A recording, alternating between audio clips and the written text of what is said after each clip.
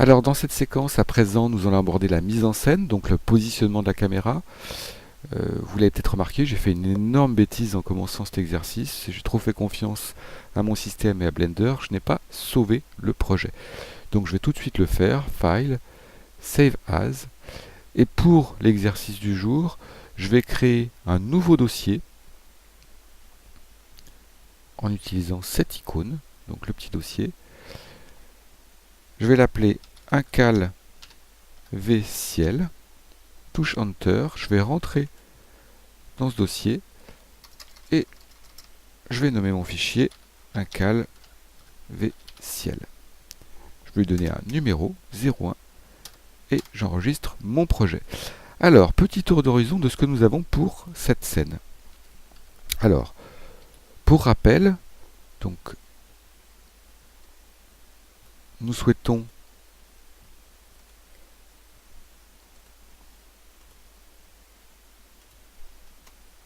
modéliser et agencer tous les objets que nous avons en notre possession pour obtenir à peu près cela. Donc l'incal, la forêt de cristal et le pavage d'hexagone. Donc je vais faire un petit tour de ce dont je dispose. Donc j'ai bien un pavage d'hexagone, j'ai bien une forêt de cristaux et j'ai bien un incal. Je vais utiliser le premier que j'ai sous la main. Donc ce que je vais faire, je vais être obligé d'activer, alors pour me simplifier la vie, je vais basculer tout ce dont je n'ai pas besoin sur les calques qui sont en bas. Voilà. Donc ça, je vais le positionner ici. Vous voyez, je fais un petit peu de ménage dans ma scène. Toujours. Alors moi, je m'organise de cette façon. Après, vous faites comme vous voulez. Mais en général, j'utilise les calques du bas pour mes modélisations. Vous allez comprendre pourquoi un peu plus loin. Et j'utilise les calques du haut pour séparer les objets qui rentrent dans la composition de ma scène. J'essaye de faire en sorte qu'il n'y ait pas de trou dans mes calques. Voilà. Donc j'ai bien, premier calque, la caméra par défaut, la lampe par défaut. Deuxième calque, mon pavage d'hexagone. Troisième calque, la forêt de cristaux. Et quatrième calque, l'incal.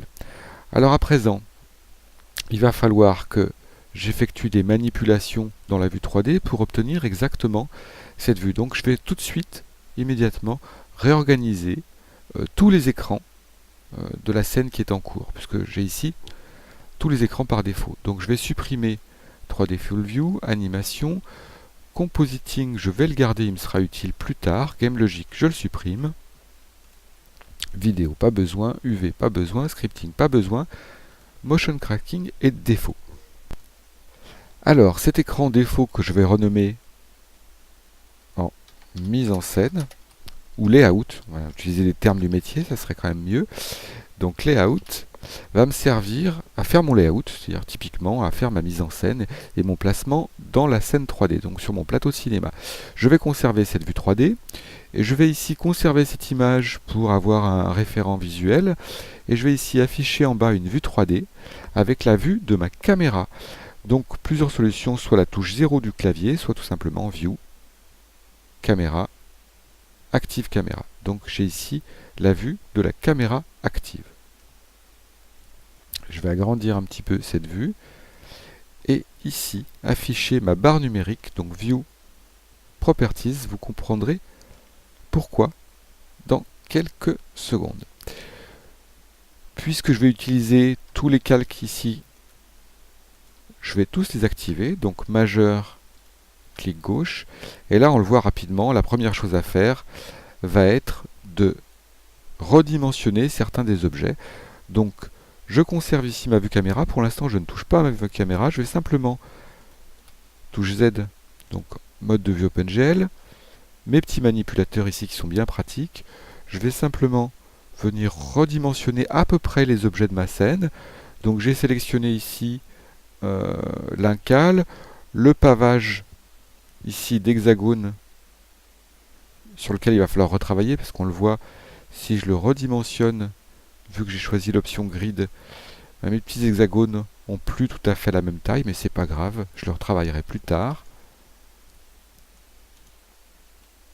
Voilà.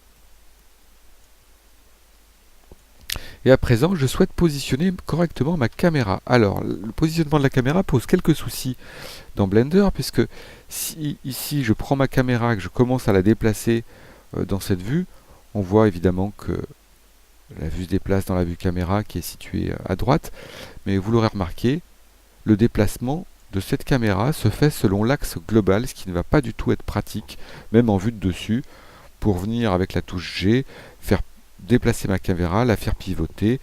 Là, je fais à l'ancienne, je me positionne dans des vues planes pour faire pivoter ma caméra, c'est pas ce qu'il y a de plus pratique. Deux options très pratiques s'offrent à vous. La première consiste à utiliser non pas le repère global ici dans la vue 3D, mais le repère local. Et là, tout de suite, vous allez voir que c'est beaucoup plus facile de faire un panoramique ou de déplacer l'objet comme ça avec les petits manipulateurs. Je peux aussi me placer dans la vue caméra, donc avec la caméra sélectionnée. Ici, par exemple, utiliser la touche R pour rotation du clavier pour venir pivoter la caméra sur son axe. D'accord ? Je pourrais aussi appuyer une deuxième fois sur la touche R pour avoir une rotation libre, mais ça ne me permet pas de manipuler tranquillement de façon très libre ma caméra. Donc ce que je vais faire, je vais repartir d'une position 0 pour la caméra. Pour cela, je vais faire ici Object, Clear, Rotation, et Object, Clear, Location. Donc la caméra a été positionnée, on le voit ici, au centre de la scène, et toutes ces rotations ont été annulées.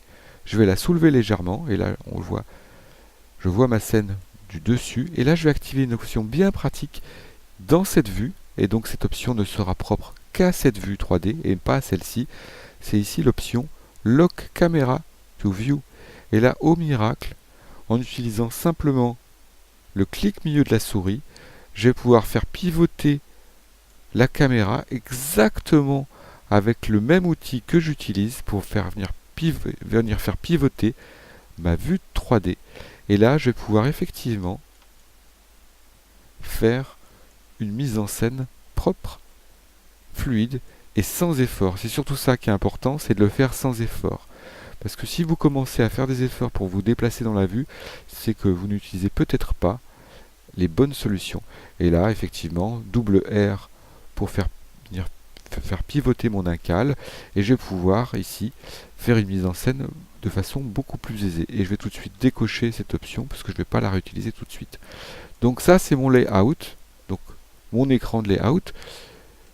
Je vais le dupliquer puisque dans les séquences suivantes, je vais venir toucher à d'autres options qui seront les matériaux, la lumière, etc. Donc, petit plus, layout, je vais l'appeler cam, parce que ça va être ma vue caméra. Je vais venir ici,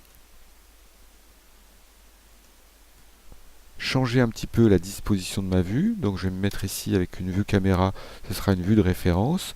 Je vais conserver en bas mes properties puisque je vais en avoir besoin.